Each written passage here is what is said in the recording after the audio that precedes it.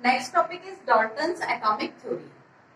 After the law of chemical combinations, Dalton gave atomic theory on the basis of these laws.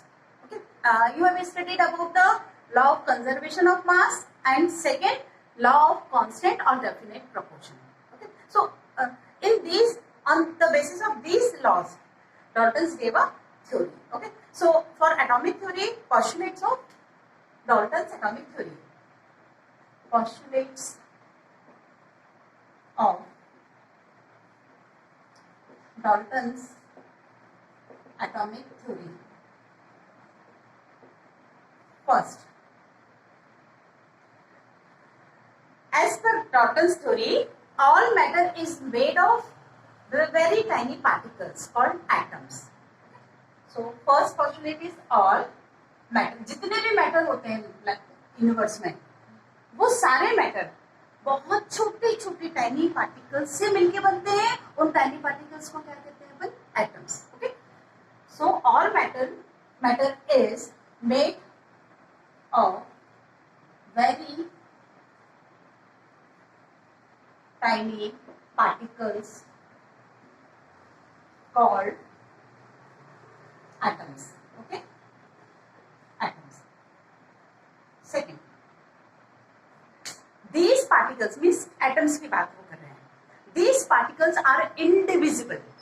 ये क्या होते हैं? Indivisible मतलब ये डिवाइड नहीं होते हैं. फर्दर इनको अपन तोड़ नहीं सकते हैं और छोटे पार्टिकल्स में नहीं कन्वर्ट कर सकते हैं. Okay, so atoms are indivisible particles. Okay, and also which is not created nor destroyed. मतलब उन्हें हम बना भी नहीं सकते एटम को और ना ही हम उसे डिस्ट्रॉय कर सकते हैं किसी भी एक केमिकल रिएक्शन में. मीन्स जो केमिकल रिएक्शन परफॉर्म करते हैं अपन, केमिकल चेंज देखते हैं, तो उसमें क्या होता है? आपने बैलेंसिंग देखी, तो उसमें जो एलिमेंट या जो एटम रिएक्टेड साइड में है वही प्रोडक्ट साइड में भी होता है. ये अलग बात है कि उसका कॉम्बिनेशन चेंज हो जाता है, उसके पार्टनर्स चेंज हो जाते हैं केमिकल चेंज में, केमिकल रिएक्शन में. ठीक है, तो किसी भी केमिकल रिएक्शन में हम एटम को क्रिएट भी नहीं कर सकते हैं और किसी एटम को डिस्ट्रॉय भी नहीं कर सकते हैं. ठीक है, so atoms are, second postulate is atoms are indivisible and which cannot be destroyed or created in any chemical reaction.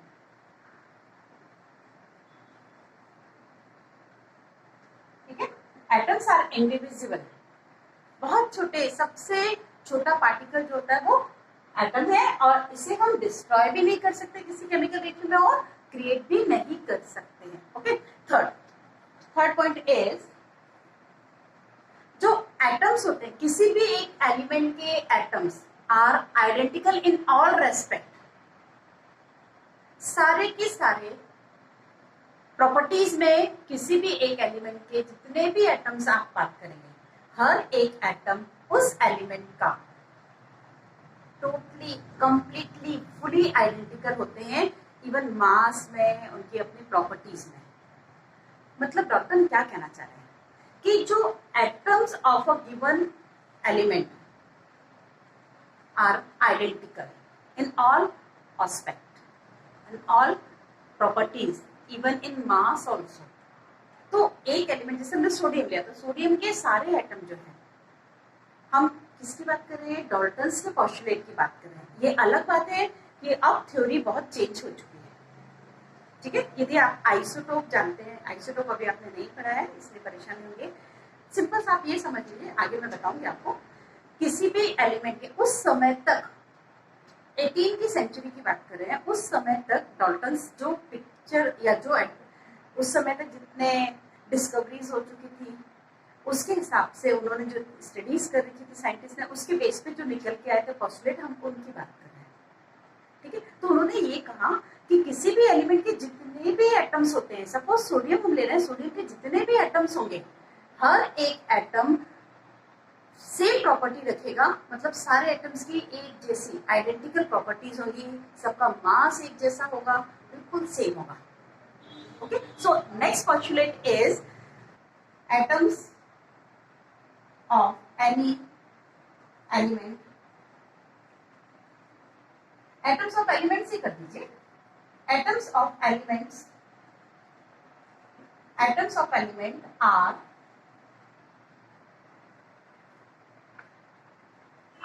identical in all respect. Okay, are all identical in all respect, even in mass also. Means they have same properties, like even in mass and chemical properties. Okay. In all respect, even in mass and chemical properties, मतलब उनकी chemical properties हर atom की एक सी होगी यदि वो एक element का है. ठीक है, तो उसी एलिमेंट के सारे एटम के मास भी सेम होंगे, उनकी प्रॉपर्टीज भी सेम होंगी. Okay, next point. Fourth point is different elements, atoms of different elements, totally different from the other elements atom. एक एलिमेंट के जो एटम होते हैं वो दूसरे एलिमेंट के एटम से मास में, केमिकल प्रॉपर्टीज में, हर बातों में डिफरेंट होते हैं. Okay, so atoms of different elements. Fourth, atoms of different elements are different in mass as well as in chemical properties.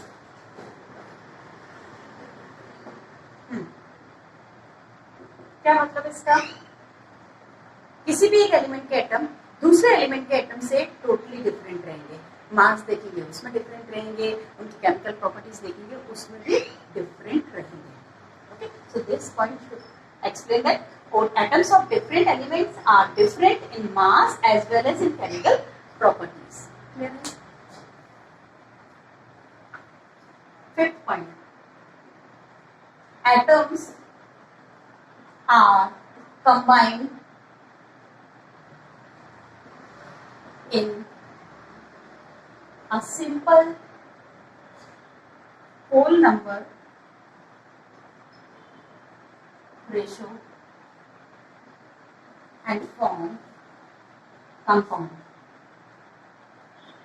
Okay, atoms are combined in a simple whole number ratio and form compound.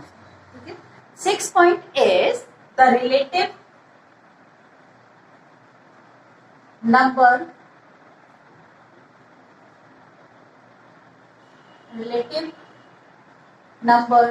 and kinds of atoms are constant a given compound.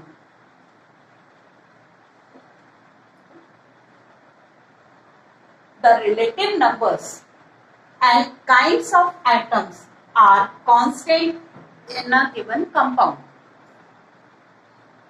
इसका मतलब किसी भी compound को यदि हम बनाना चाह रहे हैं या किसी भी कंपाउंड के फॉर्मेशन में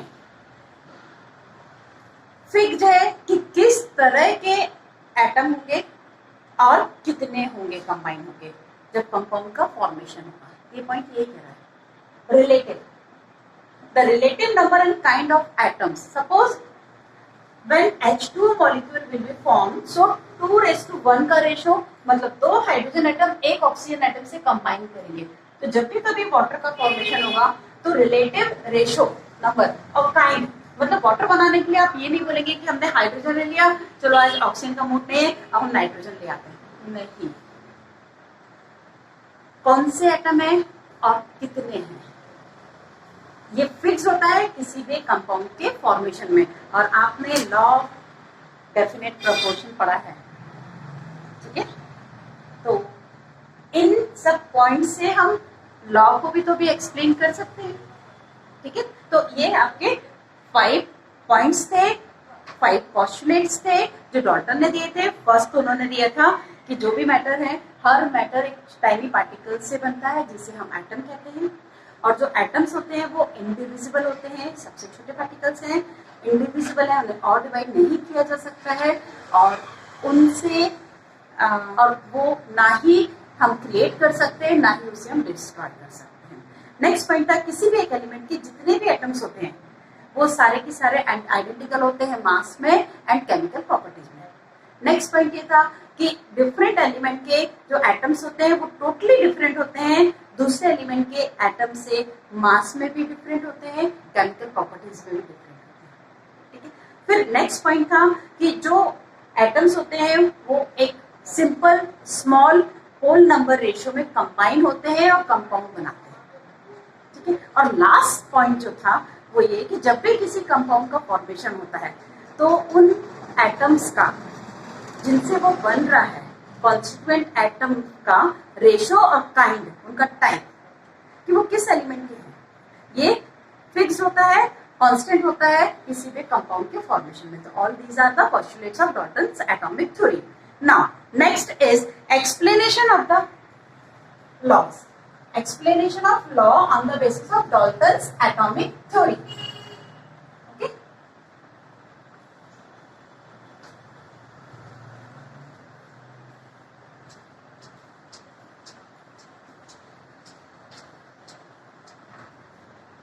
Next is explanation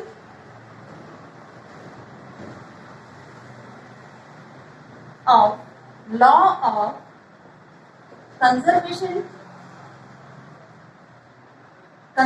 of mass by Dalton's atomic theory.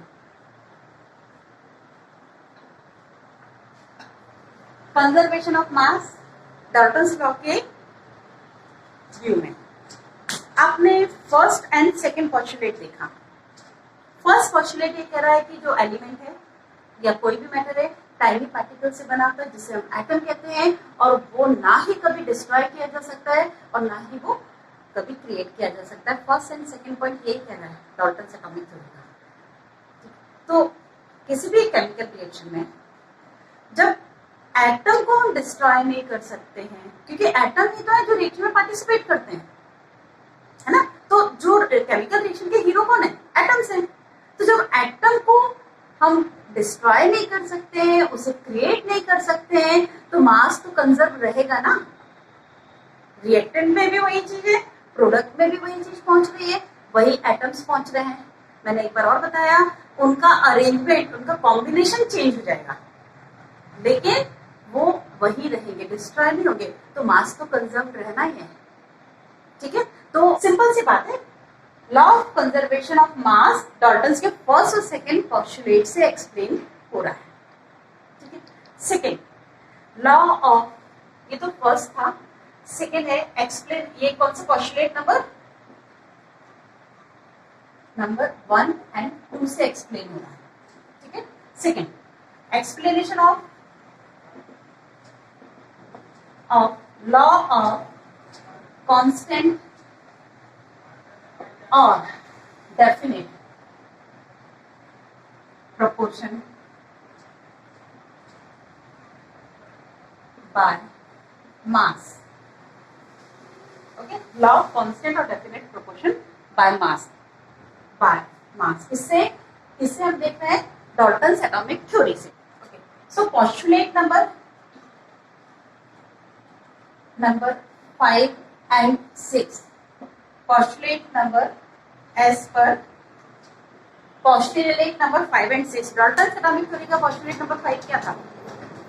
postulate 5 ने ये कहा था कि जब भी वो एटम्स कंबाइन होते हैं तो एक स्मॉल होल नंबर रेशियो में कंबाइन होते हैं।